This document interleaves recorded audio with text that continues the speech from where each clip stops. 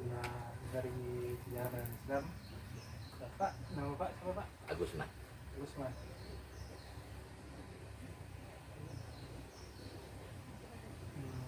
Jadi Pak, nah Masjid Jami itu Pak, bagaimana perkembangannya? Kalau perkembangan dari awal kan gini dulu tuh. Kalau mungkin kalau desa itu nggak masuk tuh daerah Kemantan tuh, karena Kemantan itu kita masuk Palestina dari Batu Belah sampai batas Rumbio, desa Penyesawan itu separuh turun Rumbio, separuh air tiris. Dulu namanya dari Batu Belah sampai kemarin itu air tiris, sampai seberang sana. Seberang Sungai Tonang Pak? Sungai Tonang, mulai dari Sungai Tonang terus kemari, Balai Jering, sawah sampai ke ujung ini Terata Padang itu air tiris dulu semua itu. Nggak ada masjid. Jadi mufakat orang tuh itu yang pendirinya Datu Engku Mudo Sangkal itu. Jadi Datu Engku Mudo Sangkal tuh nanti kau cari-cari juga sejarahnya di Tapanuli Selatan sana. Dia di kabar-kabarnya orang Tapanuli Selatan itu. Ayahnya raja juga di sana kata orang. Tak macam mana entah lari dia kemari, tak macam mana di sini ada yang makan agama.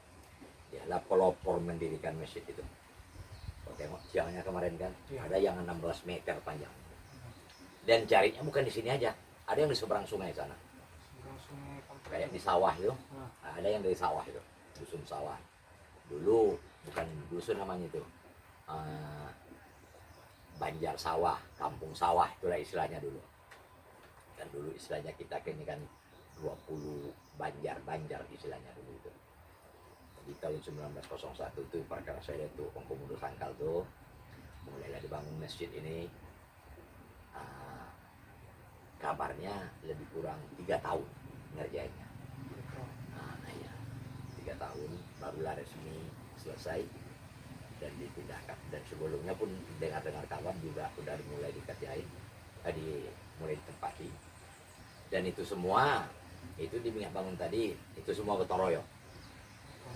Karena wakaf orang ngerjainnya gotong royong. Kalau zaman dulu kan ditentukan tiap hari itu kita gotong royong, itulah modelnya dulu. Tiap kampung kirim banjau istilahnya, tiap banjau kirim umpamanya 5 orang. Jadi tiap hari ini umpama hari Senin. Tapi umumnya dulu tiap Jumat itu libur, karena orang semua kan berjalan kaki tuh. Jadi kalau dari Batu Belah tuh ke situ pun jalan kaki, ke Sungai Tanang tuh jalan kaki, mana ada sepeda. Di tahun itu belum ada sepeda orang. Dari Rumbio sana, itulah ke situ orang sholat semua.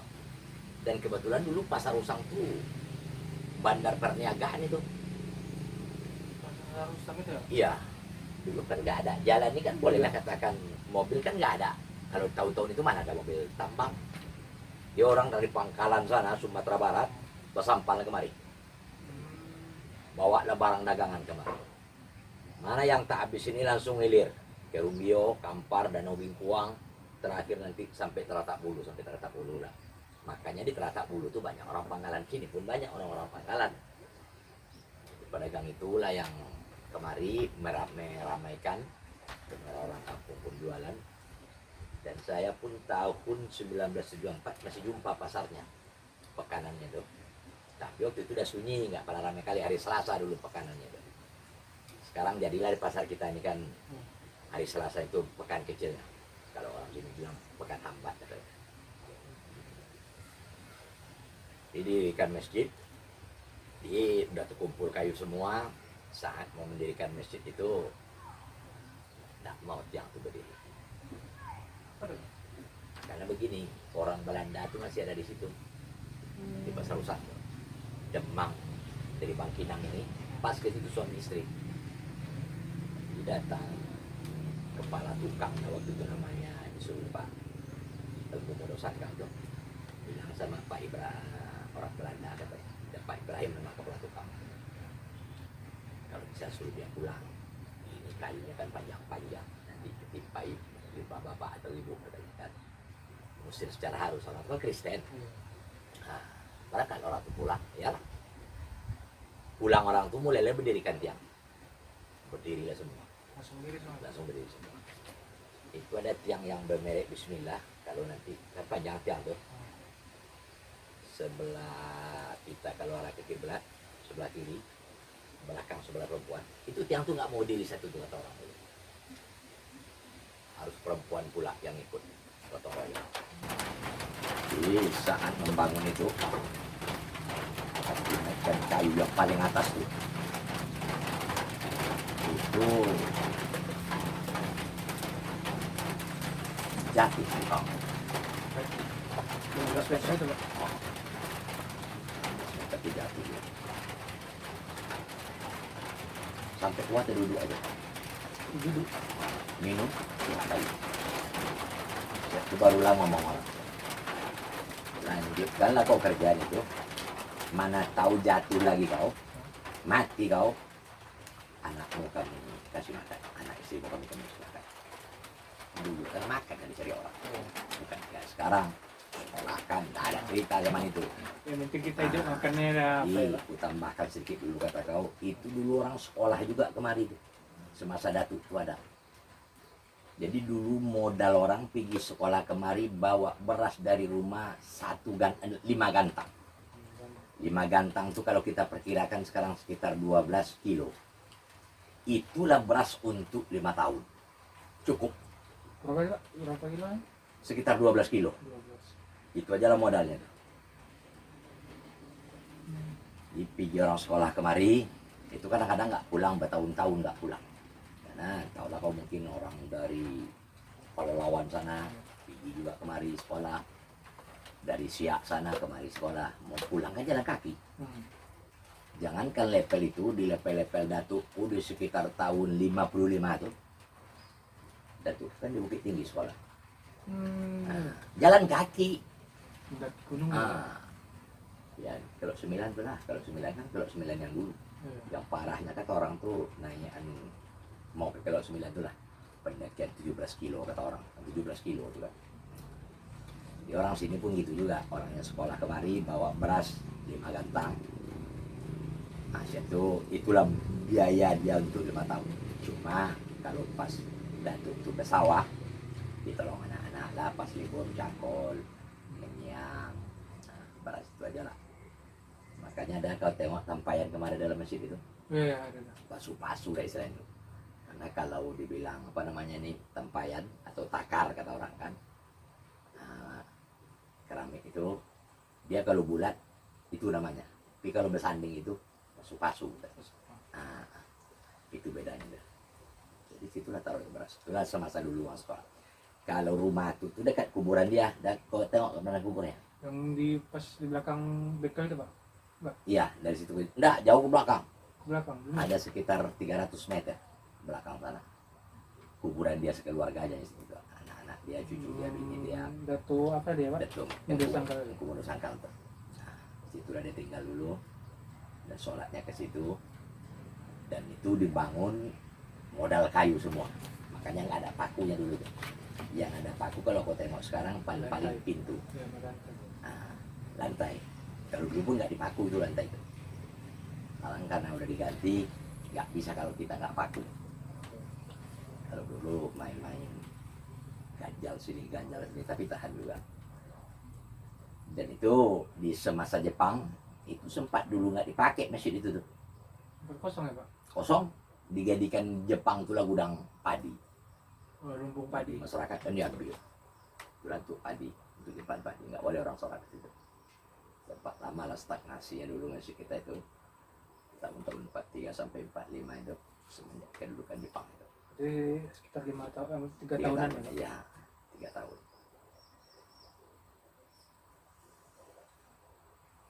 Kebetulan Jepang berkuasa waktu itu kan. Kemudian kalau istilahnya perkembangan memang kalau yang tiang lain lantai pelapon atap itu masih asli semua.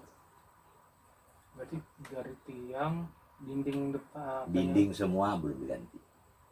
Yang diganti itu lantai, lantai, pelapon atas, plafonnya. kemudian atap sengnya. Atap sengnya pun udah ganti ya Pak? Udah 2 kali ganti, udah 3 kali ganti. Sama dari tahun 1901. Kalau gantian terakhir kemarin 2018 atau 2017. Berarti baru ya Pak? baru penggantiannya. 2016 atau 2017 penggantiannya atapnya. Sebenarnya kepala kerbaunya itu Pak memang dari situ awal. Itu simpang siur beritanya. Di buku itu pun nggak diterangkan asal muasalnya. Tapi ada dengar kabar dari ada nenek tuh yang hidup sekarang tapi dia baru dia tinggal. Umur nenek itu udah 80-an tapi masih terang pikirannya. Udah 2 tahun 3 tahun ya, 2 tahun lah tinggal ke rumah dibawa anaknya ke Pekanbaru. Dia tuh hafal. Jadi kita bilangin kepala kerbau tuh kalau menurut buku kepala kerbau tuh dulu dalam buku pun tidak ada juga ceritanya tuh. Ada kerbau tuh dipotong waktu itu 4 ekor atau 3 ekor. Enggak 9 Pak. Segitu kira-kira dalam perayaan yang lain. Hilang kepalanya satu. Tapi dibalik lagi kata kau dari itu, menurut cerita, kalau kita keringkan kepala kerbau di sini katanya, itu kan bunyinya kayak bunyi kerbau. Wah, katanya. Ekornya di negeri 9 sana, itu bergerak, ada di sana di masjid sana katanya. Yang di Malaysia ya? Di Malaysia. Belum sempat kita sinkronkan. Tapi saya emang niat ke sana mau saya sinkronkan. Masjid apa namanya? Kayak masjid kita juga betul. Iya, ada juga kemarin bahas tentang mata kuliah arsitektur kan Pak, Iya. bahas tentang masjid ini. Iya. Memang ada katanya satu di dekat Malaysia Iya. mirip dengan masjid ini. Iya, iya, betul. Nah, betul. tapi kan apakah ini menjadi emang identik atau tidak atau Memang gimana? identik. Karena kebetulan di kampung tempat masjid sekarang tuh orang sini aja. Jadi kau kalau ke sana kau bahasa Ocu kau masih laku. Gak usah balik ke Malaysia kau. Sampai sekarang. Kebetulan kemarin ada orang Bekalis kemari. Lupa pula aku nama masjidnya itu.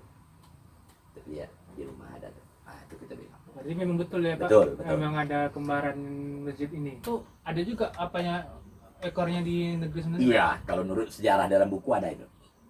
Cuman asal kepala kerbau ini nggak ada. Ada jurnal yang mengatakan dia tiba-tiba muncul sesudah dipotong, sudah pembangunan itu selesai. Nah, mungkin juga ada lagi orang Gorim yang lama tuh dia mimpi aku besar. Apa mimpimu? Gitu. Batu itu para kerbau itu dulu bukan itu asalnya. Kata. Jadi apa asalnya aku bilang?